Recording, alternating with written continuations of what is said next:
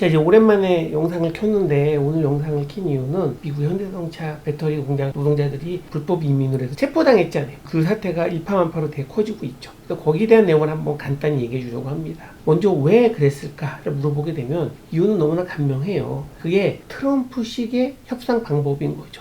트럼프는 항상 약한 고리를 공격하는 걸 주로 하거든요. 그래서 트럼프가 관세 협상을 할 때도 가장 쉬운 나라가 어디냐라고 대표적인 게 대만입니다.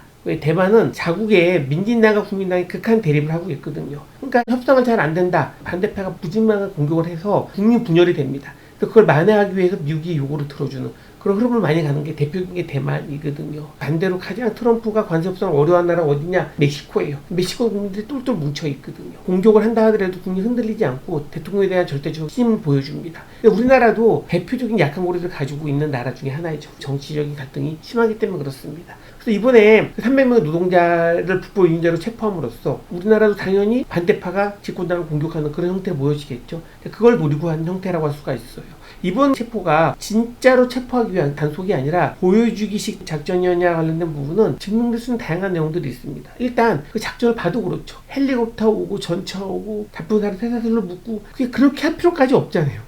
굳이 그렇게 하고 굳이 쇠사슬까지 묶는 그 이유는 뭐냐? 당연히 보여주식 우리나라를 이렇게 겁박하는 그런 형태의 모습이라고 할 수가 있습니다. 또 이게 실질적인 단속이 아닌 협상의 방법을 활용한다는 거 또 하나 보여줄 수 있는 게 있냐면 지금 석방에서 쥐우쳐준다는 거야. 거기에다가 트럼프가 뭐라 그러죠? 다시 근무할 수 있는 방안을 찾아보겠다고 하는 거죠.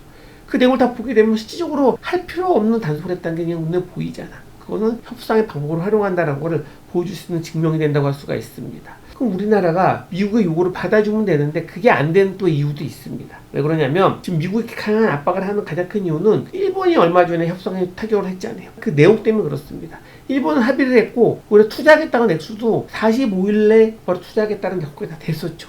그 내용이 문서화됐기 때문에 우리나라도 똑같이 문서화된 거를 요구하는 거예요. 근데 우리나라가 그걸 받아줄 수 없는 큰 이유가 뭐냐면 일본의 합의는 뭐냐면 투자 금액이 5,500억 달러입니다. 일본의 달러 보유고가 대개 한 1조 1,000억 달러 정도 된다고 얘기를 하죠. 그 정도 된다고 하면 거기 한 거의 절반 정도 됩니다. 그걸 45일 내에 투자할 수 있냐? 그렇진 않겠죠. 그렇진 않지만 일본은 80년대 전 세계 최고의 경제 강국으로서 누려서 본 엄청난 달러가 있죠. 그걸로 엄청난 투자를 해둔 돈이 있습니다. 그거를 회수할 수가 있다는 거야.